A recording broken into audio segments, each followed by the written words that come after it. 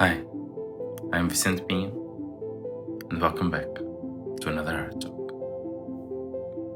And today, I want to talk about how hard sometimes it is to just do something.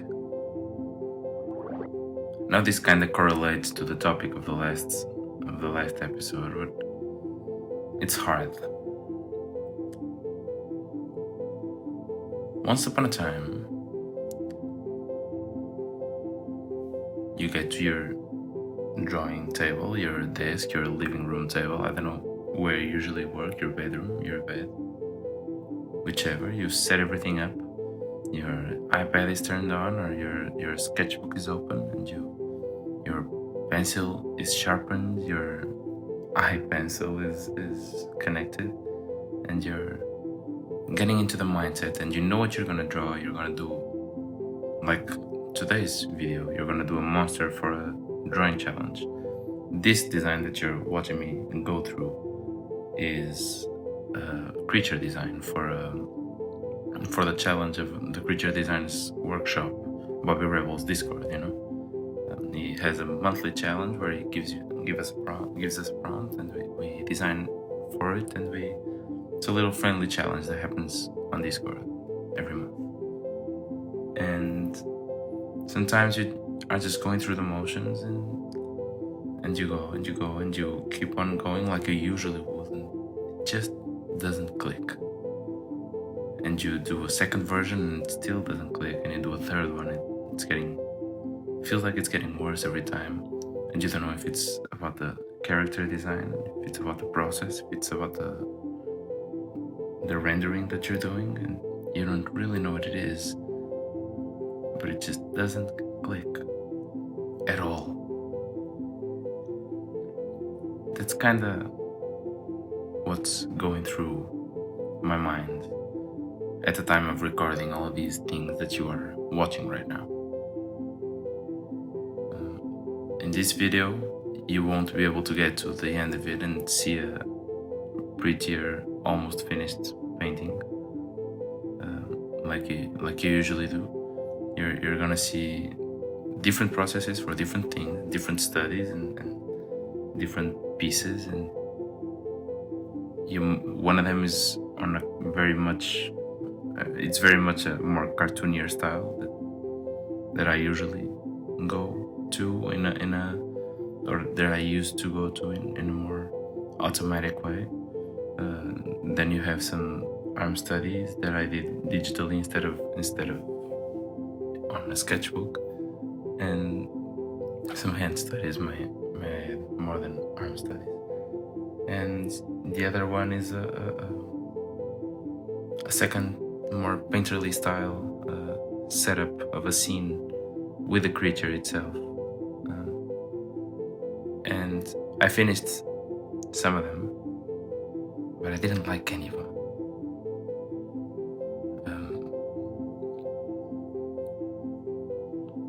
And I was kind of beating myself over this, and it's the first time I'm trying to participate in the challenge, in Bobby Rebels challenge, and I was like, damn, this is a very bad first entry, like very bad. And yeah, it is. I got myself thinking, of course it is, because it's your first entry. It should be. Imagine that I peaked right now, that I did exactly what I wanted with this entry. Imagine that I completely nailed it first try. I don't know what I would have done from there, It would be so much harder to surpass that, And I'm recording this on Thursday, in the middle of the afternoon. I hope I'm gonna have a little more time during the week to try and have a third go at this creature. Maybe completely revamp the design, maybe go in a completely different direction. It's supposed to be a creature of sorts, like brownies. I don't know I don't know what mythology brownies are from. I think it's Scandinavian mythology, but don't quote me on that. But they're like little creatures that materialize to clean the house of someone after some specific thing happens, and they clean it and do it very well. But it's got to be on their own terms, or they will be kind of freak out and attack the owner of the house. I think that's kind of how the thing with brownies go. But if it's not, I'm sorry in advance, and don't quote me on it. But search it; you're gonna find it very easily. But the prompt was to make a cleaning creature, you know, a cleaning household creature. And I went first with a facehugger type sci-fi grotesque design. I like based around hands. It was very much a facehugger spin-off, you know. It kind of vacuumed the floor as it's skedaddled through it, you know. But I didn't like it, and it was very much a rip-off of Alien.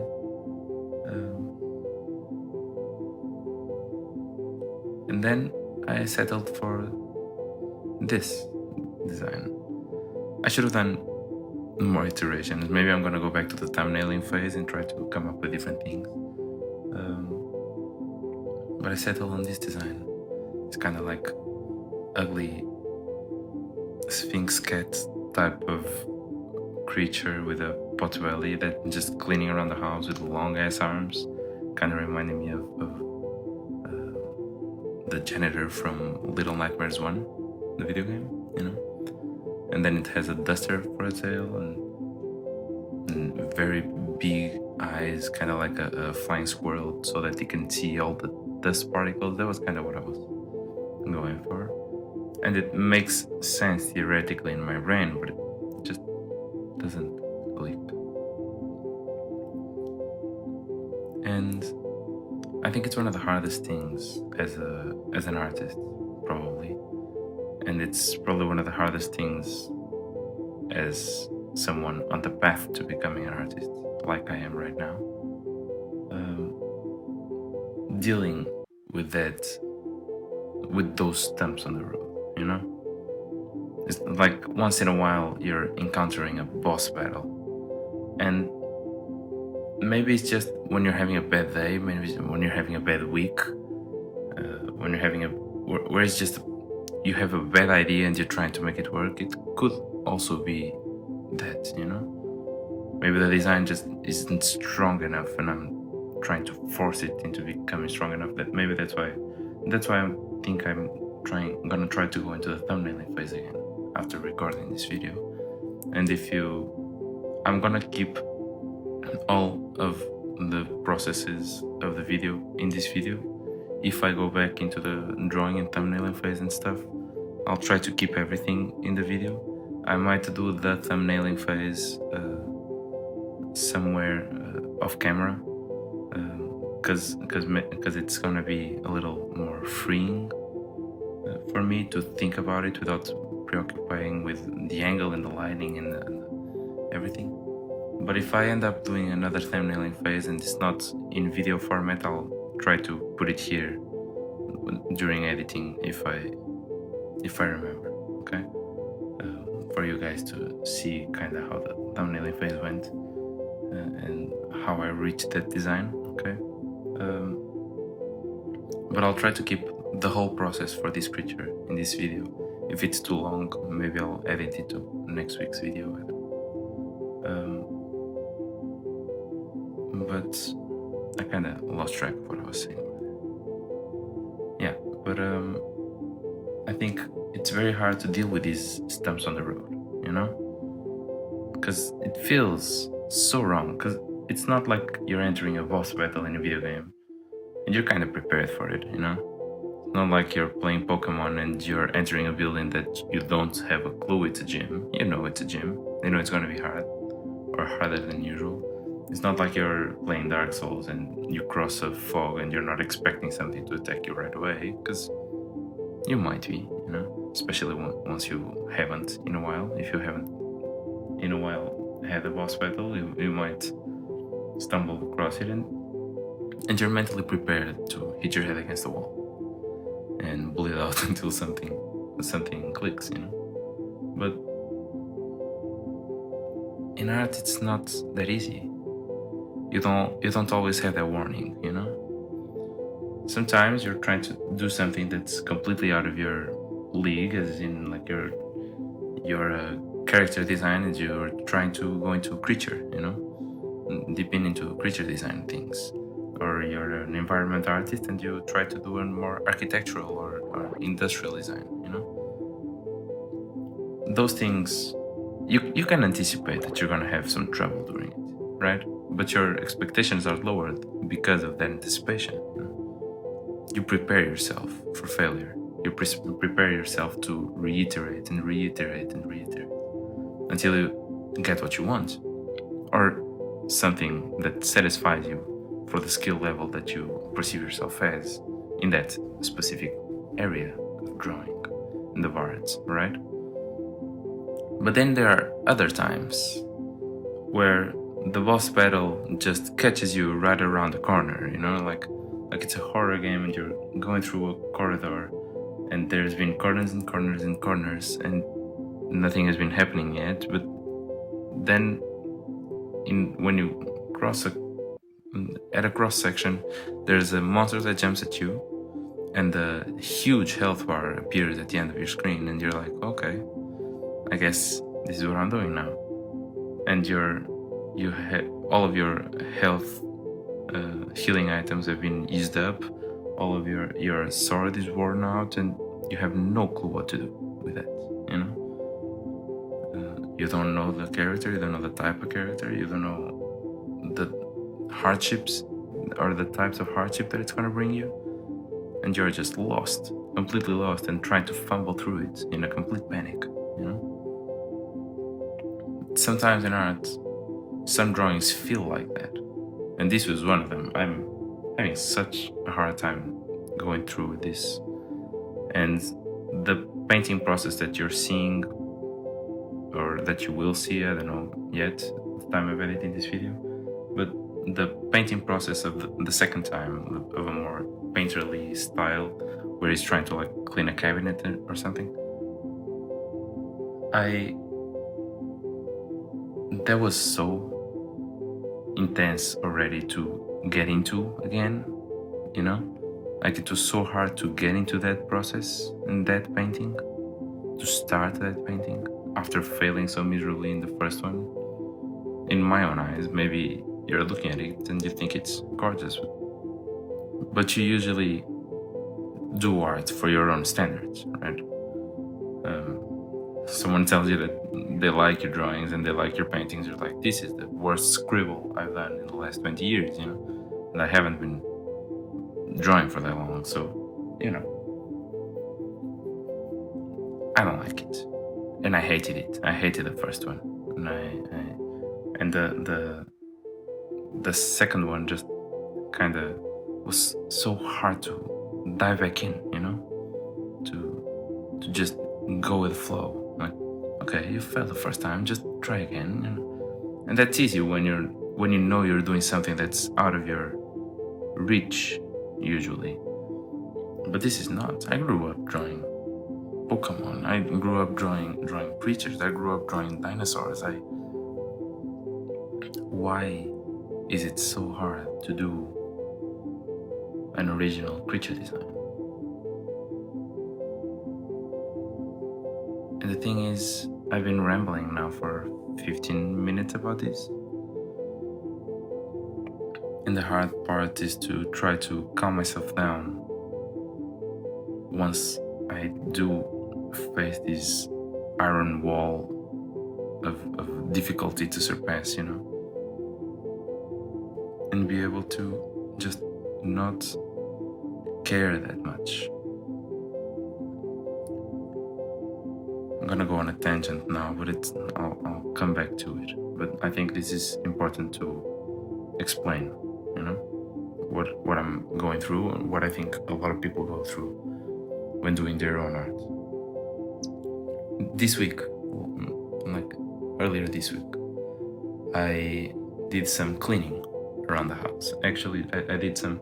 I'm spending a couple of weeks now, on this week and the next one, home alone, which is feeling actually kind of nice, you know. And I'm allowing myself to slowly get things around the house a little cleaner, a little crisper, and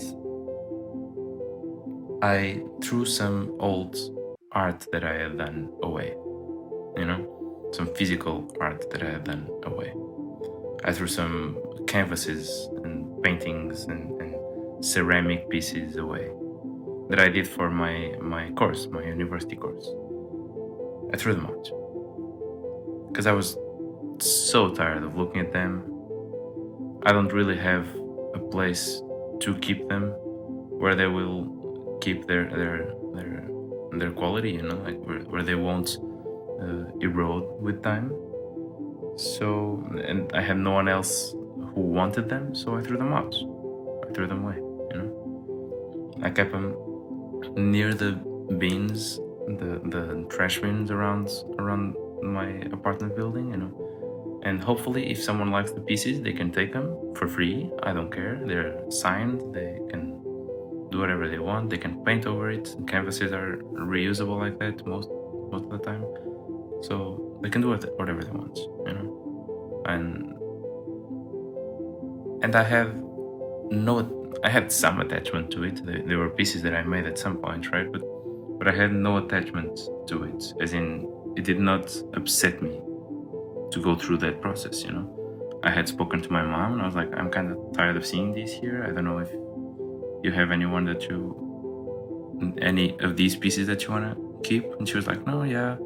They were kind of very, very colorful pieces, very intense pieces, color-wise. I also did them like already a couple years ago, so my notions of color and of painting were not like they are now. I don't think I would even make the pieces. I don't think I would even make those pieces, but I would not paint them with those values in the slightest, you know. And I kind of asked my mom, like, are you okay with me throwing these out? I don't know if you want to keep any of them. And she was like, no, they're your art. And yeah, they are. Some of them, like here in the living room, are a little out of place, you know. And they are very pretty, don't get me wrong, but I you know, family people always trying to not be too harsh, you know. But yeah, I'm kind of tired of looking at them as well. So let's do it. Let's throw them out, you know. And so I did. And my girlfriend was here at the time that I was gathering everything up to take to the trash, and she was bamboozled by the ease with which I was doing it, you know. Because we've been dating for 3 years, and she has seen me do this type of stuff, never in this big of a moment of throwing out so many pieces, you know, and never with physical ones. Like digital pieces are different, you know. I don't know, but I think for people, especially non-artists, I feel like people value the physical in a very different way than they value the digital, and I understand why. And she was kind of surprised by how easily I threw everything out, you know, by how easily I threw those pieces out, you know.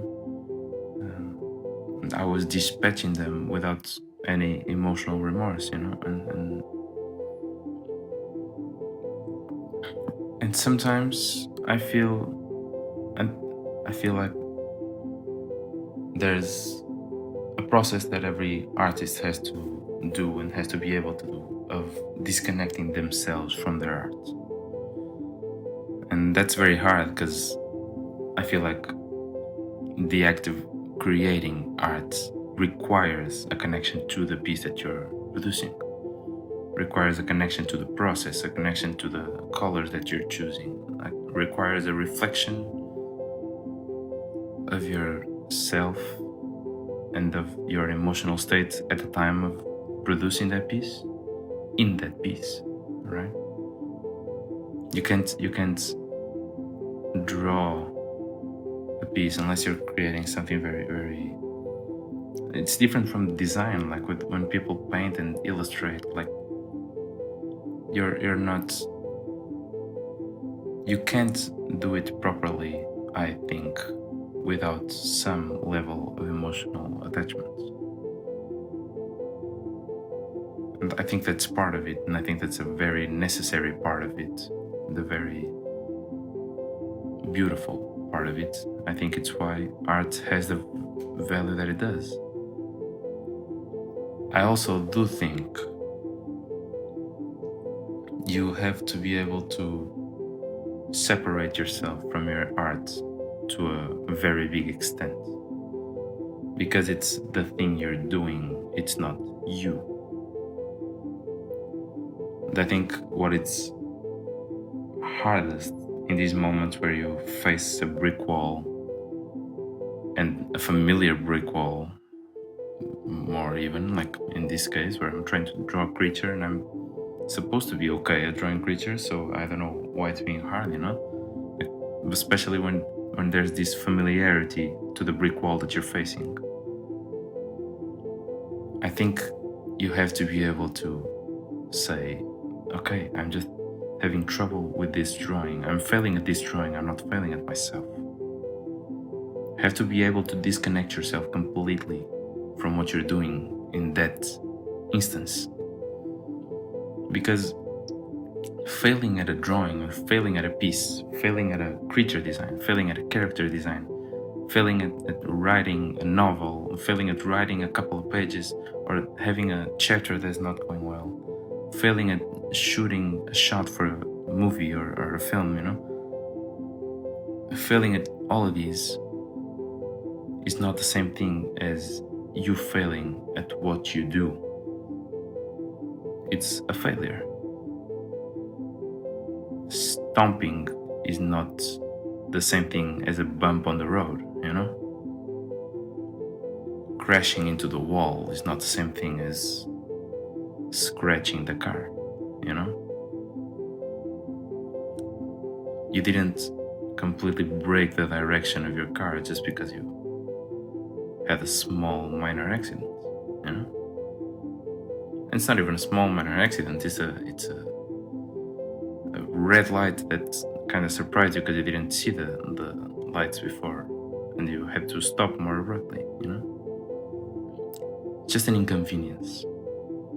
It's an inconvenience, it's a new level to surpass, You're not suddenly bad at the game just because you can't beat one of the bosses first try,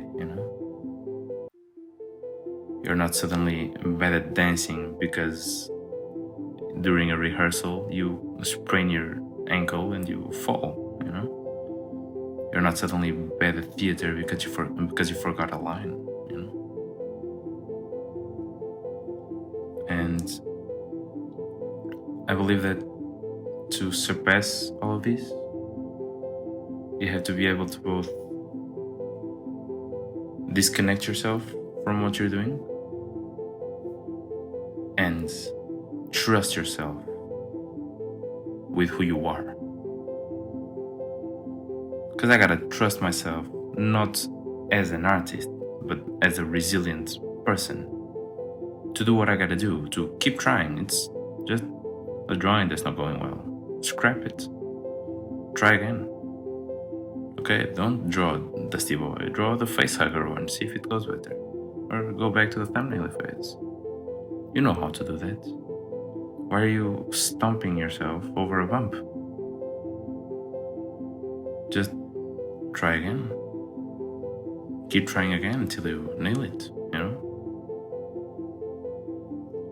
And that's not an easy and intuitive process at all. it's not easy to both connect yourself to something and disconnect yourself enough to not be afflicted by how that something goes, you know. It's kind of like a being an artist, it's kind of like having a relationship with your art, you know. It's being able to say I love you very much and I want to witness you grow, you know. But it's also being enough of I love you very much and I'm not gonna let you make me feel worthless just because you're having a bad day. And I think that's more it. I think that might be a good metaphor. I don't know. I gotta think about it. Maybe next week I'll kind of demystify that. But I think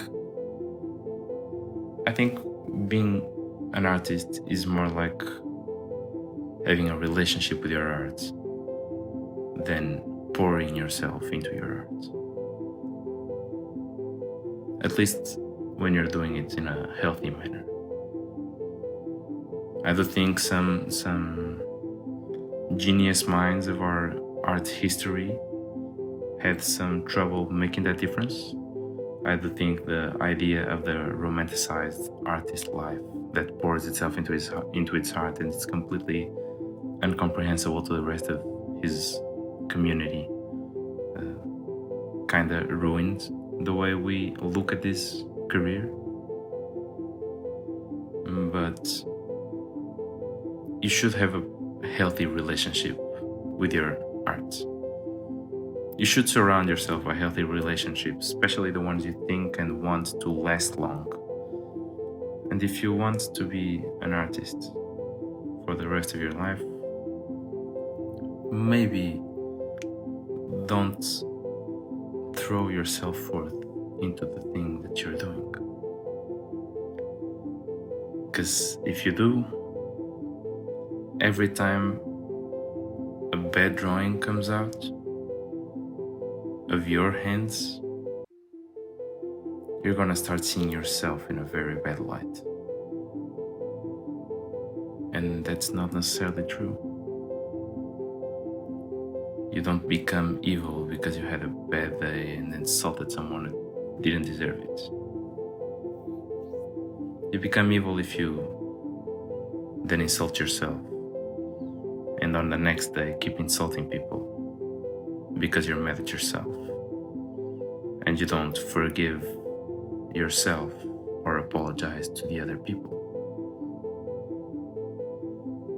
Forgive yourself for your shitty drawings and love them like you love an ugly lost puppy. You know, love your shitty drawings.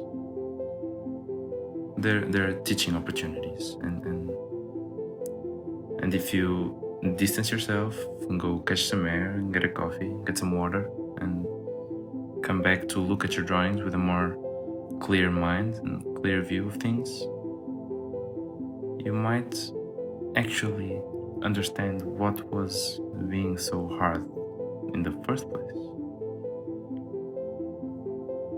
Why don't you try that? Yeah, why don't you? Thank you for watching this video. I usually don't ask this, but I feel like I have to. This is very new to me. Please comment down below every suggestion that you have, every comment, every thought that occurred. Please like it, please share it if you want. If you think this has some value to you, maybe it will bring some value to others. And comment your Instagrams and your own YouTube pages down below for other people to check them out. I have no problem with you doing that, self-promoting on my channel. If it helps you reach any type of audience, I will be so happy. So do all of it. I think we gotta be here for each other. I think art has to be like that. So have no restraints. use my channel as a platform for your own growth, and you will be helping mine as well. So keep drawing, sharpen those pencils, go at it, and I'll see you next week. Goodbye.